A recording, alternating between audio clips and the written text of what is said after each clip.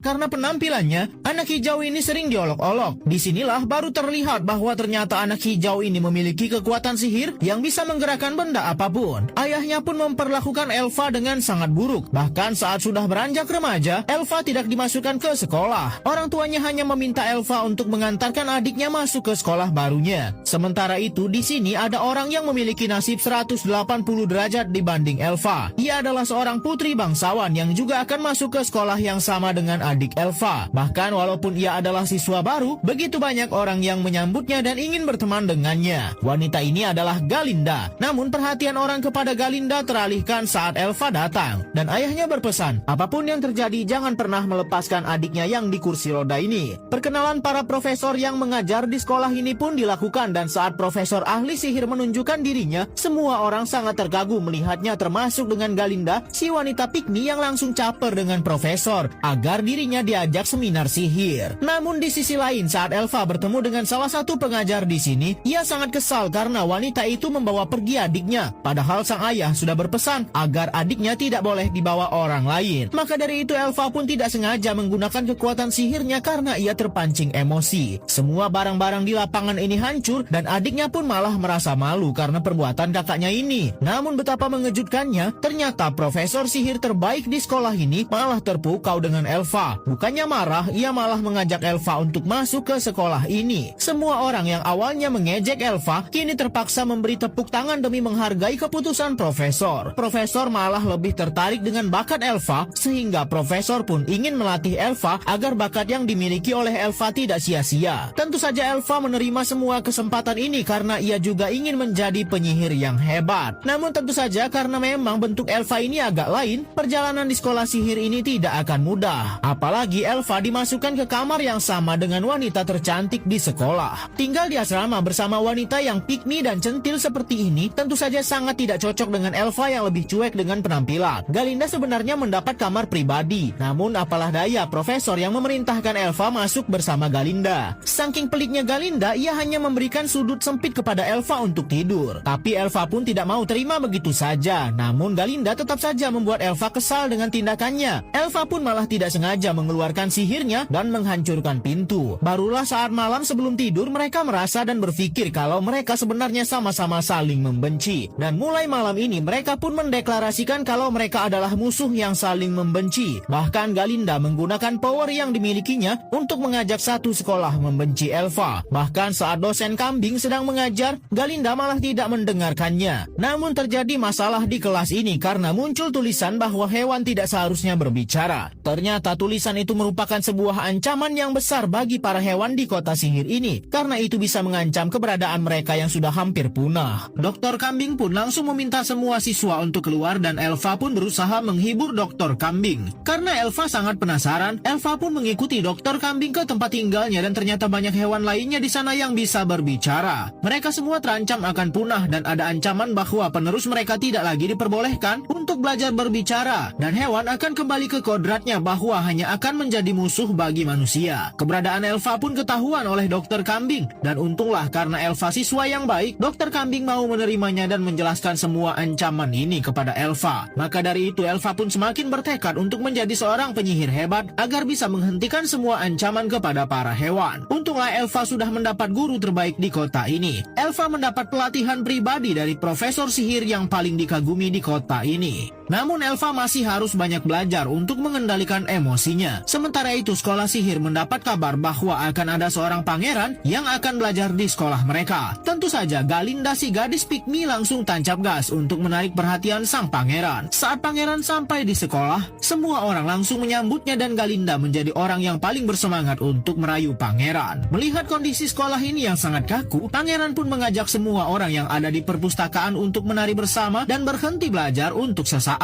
Tentu saja semua siswa yang selama ini tertekan dan terus belajar akan menikmati momen ini. Tapi tidak dengan Elva yang memiliki ambisi besar untuk menjadi penyihir hebat. Adik Elva yang memiliki kekurangan ini terlihat ingin menikmati momen. Namun ia tak bisa berbuat apa-apa. Untunglah Galinda berinisiatif untuk menyuruh salah satu temannya mengajak adik Elva untuk bergabung bersama mereka. Pangeran pun juga mengajak semua siswa untuk berpesta malam ini di sebuah ballroom paling terkenal di kota. Tentu saja mereka sangat bersemangat. Galinda pun terlihat ingin mengajak Elva dan meminta Elva menggunakan sebuah topi yang sebenarnya terlihat sangat aneh. Namun Galinda seolah-olah mengatakan bahwa penampilan Elva akan sangat menawan dengan topi ini. Semua siswa terlihat sangat bersemangat untuk berpesta, namun Elva malah terlihat menemui profesor. Namun di tengah pesta, profesor di sekolah mereka datang dan memanggil Galinda. Ternyata profesor ingin memberikan Galinda kesempatan belajar sihir. Galinda tidak menyangka bahwa semua ini adalah permintaan Elva yang sudah ia anggap seperti musuh. Ternyata Elva tahu bahwa Galinda sangat ingin belajar sihir dengan profesor, dan karena Elva adalah murid kesayangan profesor, maka Elva meminta agar Galinda diberikan kesempatan untuk belajar sihir. Elva mau melakukan itu karena merasa terkesan Galinda mau mengajaknya ke pesta, dan ternyata benar, Elva datang menggunakan topi yang diberikan oleh Galinda. Namun reaksi orang-orang malah mentertawakan penampilan Elva. Ternyata Galinda sengaja melakukan ini untuk mempermalukan Elva, padahal Elva mengira Galinda benar-benar tulus sampai-sampai ia membantu Galinda agar bisa belajar sihir. Terlihat Elva sangat sakit hati dan kecewa dengan semua ini.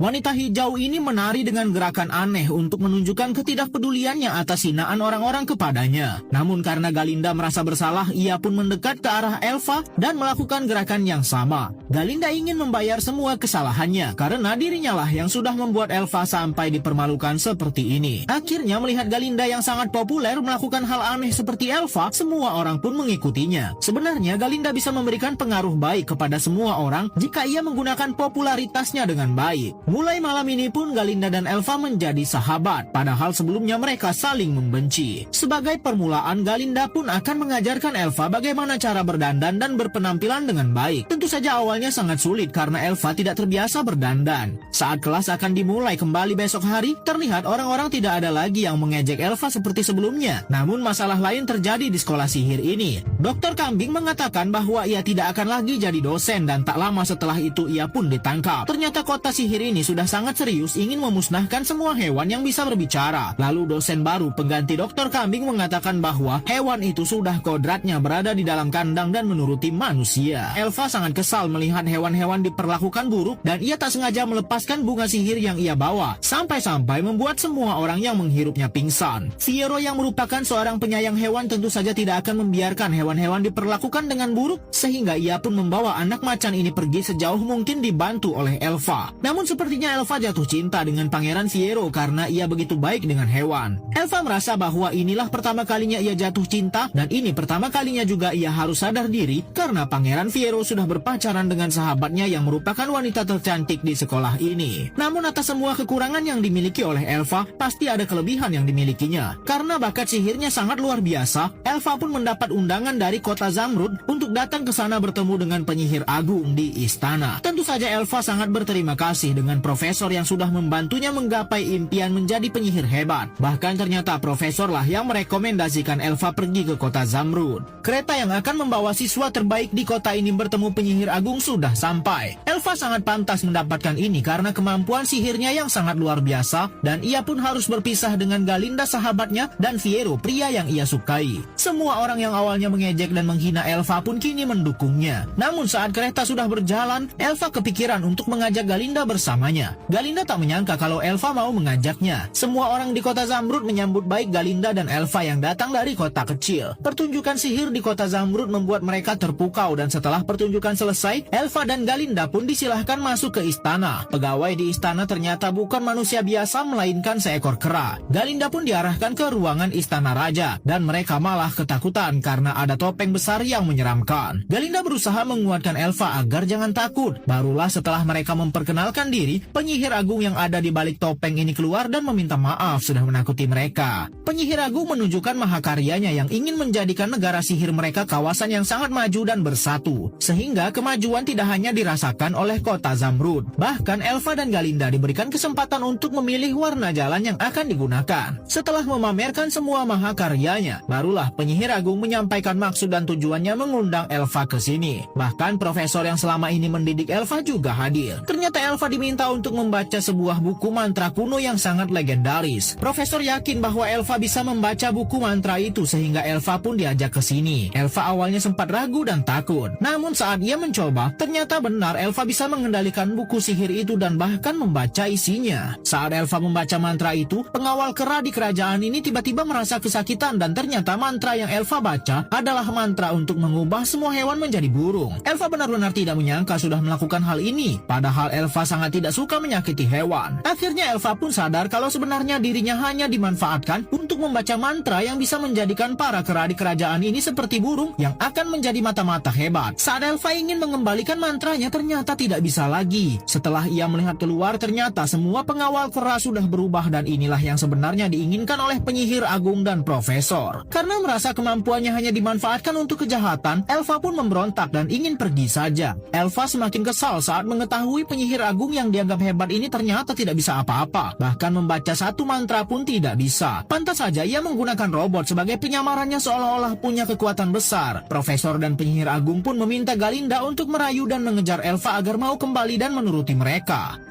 Puluhan kera yang sudah berubah jadi burung ini diperintahkan untuk menangkap Elva yang ingin kabur dari kerajaan Zamrud. Elva tidak mau menuruti rencana kerajaan ini yang menjadikan hewan sebagai mata-mata karena itu bisa menyakiti para hewan. Galinda yang sangat polos pun meminta Elva untuk mundur saja dan menyerahkan diri. Tapi tentu saja Elva tidak mau menyerah begitu saja dan menuruti niat jahat para penyihir yang ingin menguasai semua hewan. Penyihir agung dan profesor pun membuat pengumuman bahwa Elva sudah mencuri buku sihir legendaris dan menetapkannya menjadi buronan yang harus ditangkap bahkan dilenyapkan. Setelah Elva dan Galinda meloloskan diri dengan susah payah, mereka pun membuat sebuah rencana untuk kabur dan Elva mengajak Galinda ikut bersamanya. Namun Galinda tentu saja tidak mau sebab banyak hal yang harus ia lakukan di sini. Elva pun langsung membaca sebuah mantra yang bisa membuatnya melayang. Walaupun Galinda berusaha menghentikannya namun semua sudah terlambat. Elva akhirnya bisa menerbangkan sebuah tongkat sapu dengan baik hanya dengan pikirannya dan mereka pun akan berpisah di sini. Elva kini sudah memutuskan untuk menjadi dirinya yang baru walaupun kini ia dianggap sebagai penyihir jahat atau nenek lampir.